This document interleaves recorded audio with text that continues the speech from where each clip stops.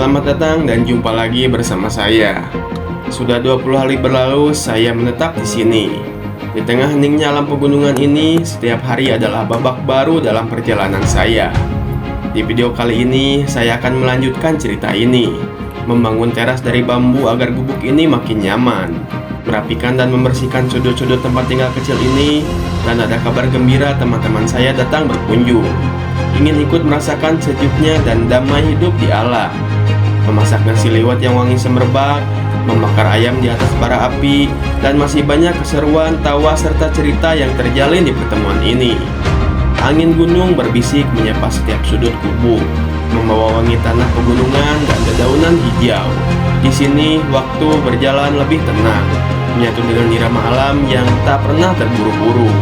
Setiap helai bambu yang disusun, setiap debu yang disapu adalah cara kita berterima kasih pada tempat yang menaungi. Jangan kemana-mana, karena petualangan bersamaku akan segera dimulai.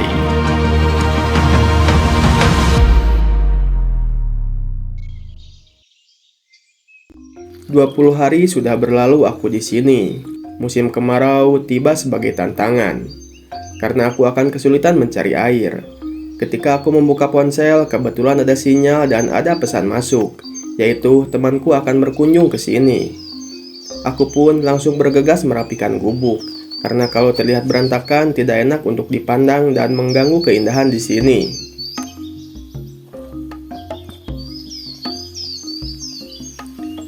Di sini aku lanjut menyapu halaman.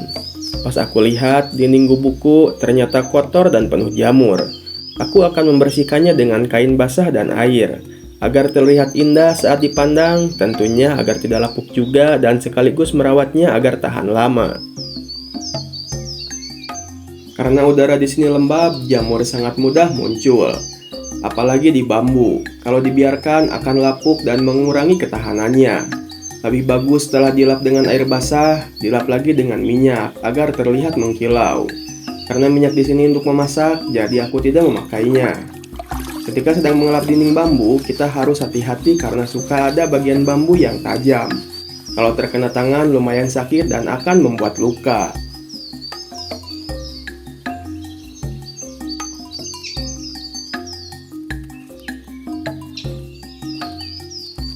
Ketika aku sedang rehat sejenak, mataku tertuju pada hewan kecil yang sedang hinggap di daun.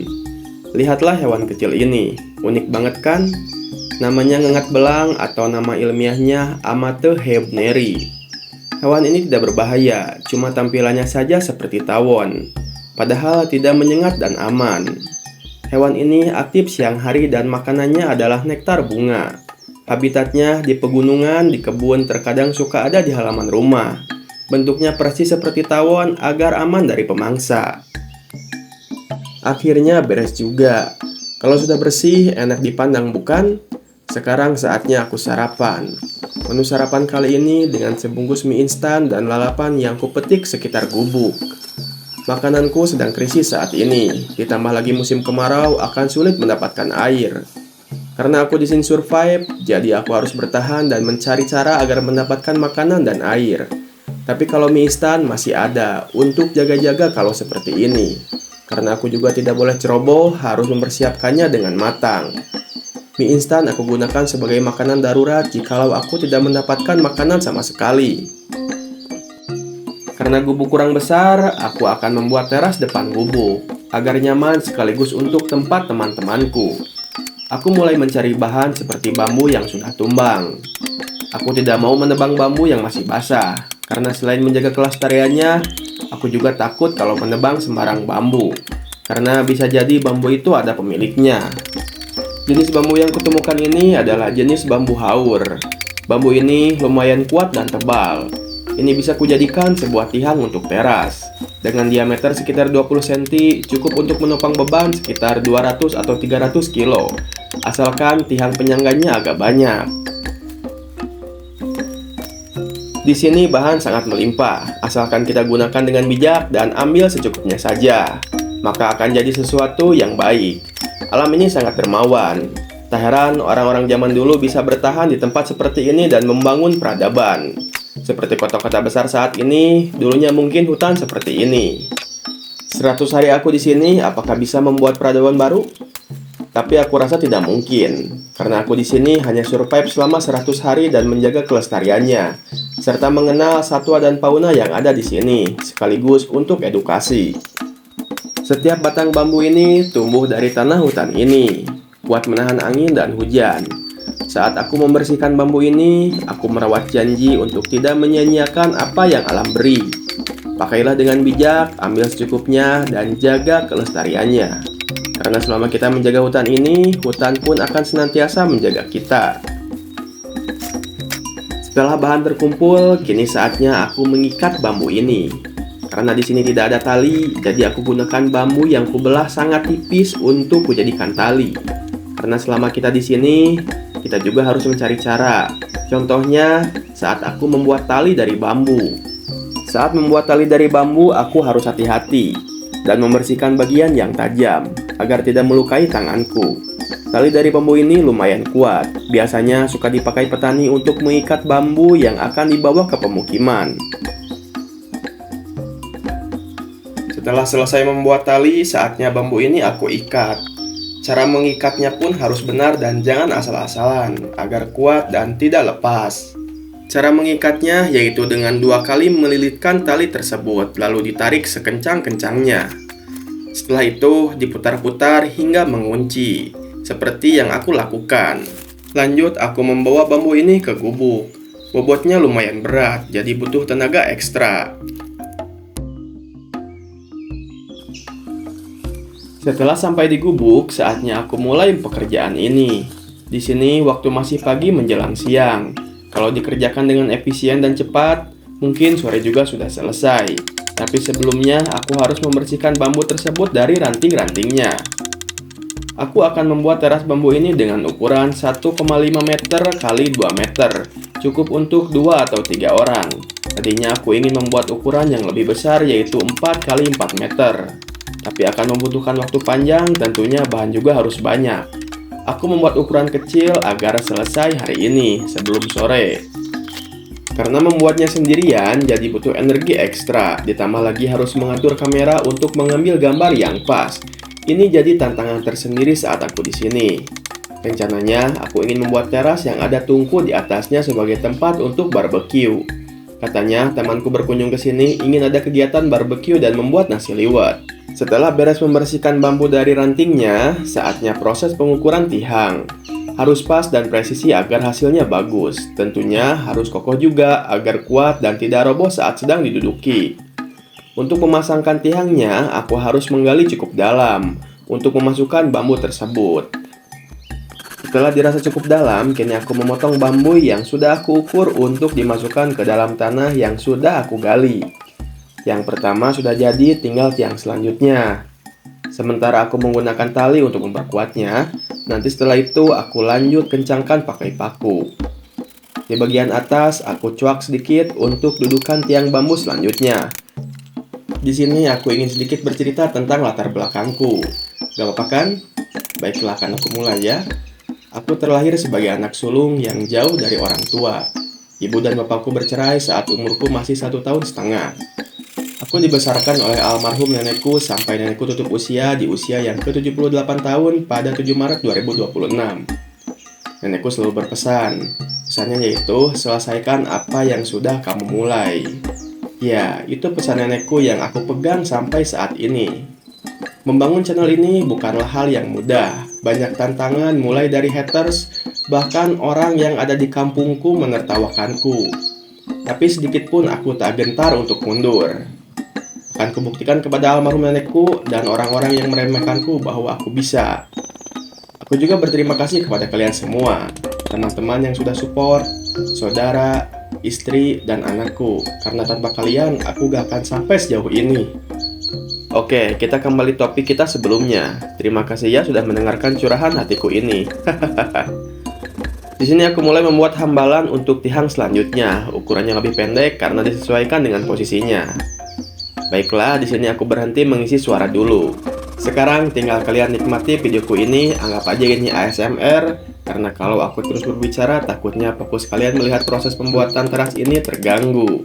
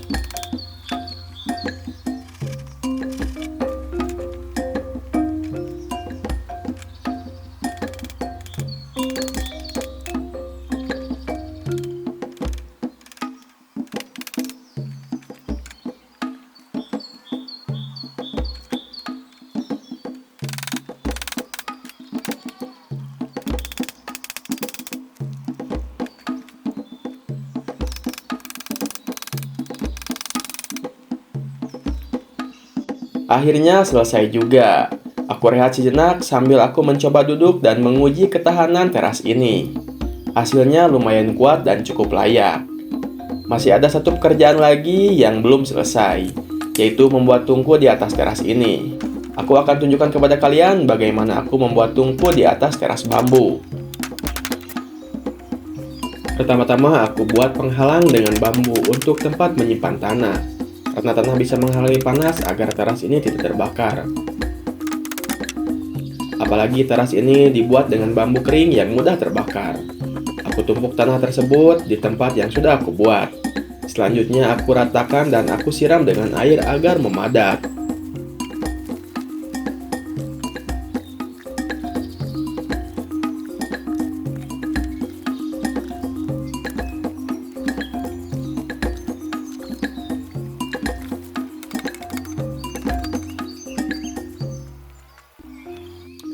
Dan selesai 100%. Begini hasil akhirnya.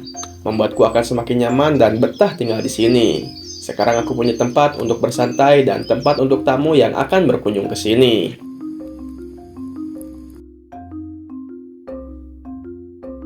Kini malam pun tiba. Aku menunggu teman yang akan datang ke sini, tapi belum kunjung juga.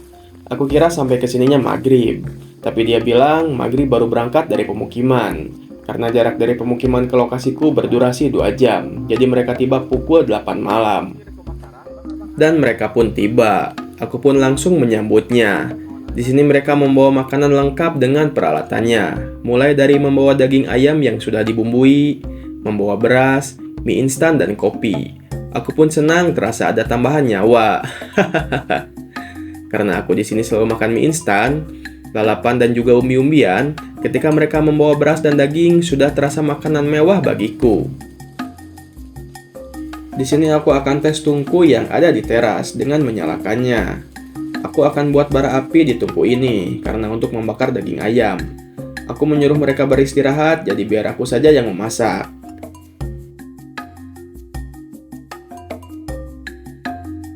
Aku mulai mencuci beras yang akan dijadikan nasi liwet. Aku akan membumbuinya agar rasanya lezat. Kebetulan mereka juga membawa bumbunya lengkap.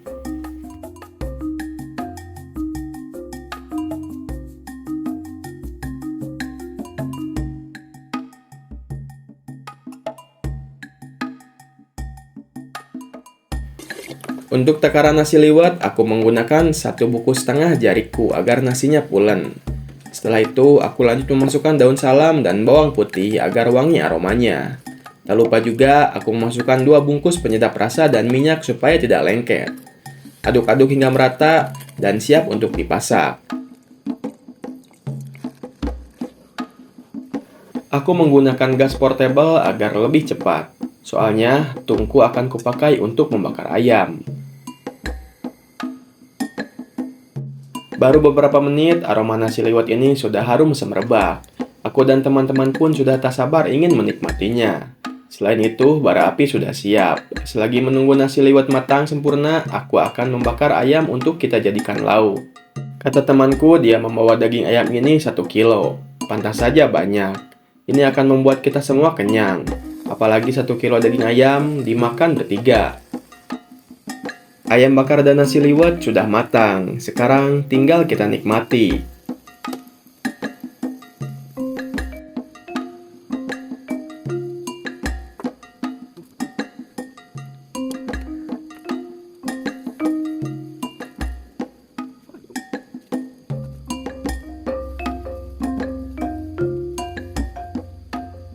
Lihat nasi liwetnya.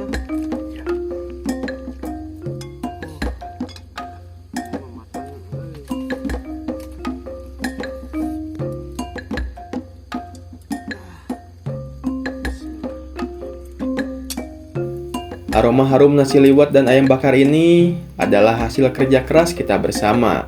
Aku sajikan di atas daun pisang, sederhana namun penuh makna. Ini adalah momen kebersamaan yang paling dinanti di tengah sunyi hutan yang damai ini.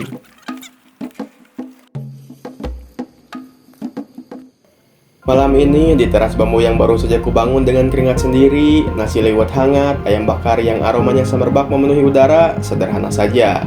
tapi rasanya melebihi apapun yang ada di luar sana. Duduk berdekatan berbagi cerita di bawah langit malam yang sunyi, di sini kita sadar. Kebahagiaan bukan dari kemewahan, tapi dari kerja keras yang terbayar, dan kebersamaan yang tulus di tengah alam yang damai. Terima kasih hutan, terima kasih teman untuk momen sederhana namun tak ternilai ini.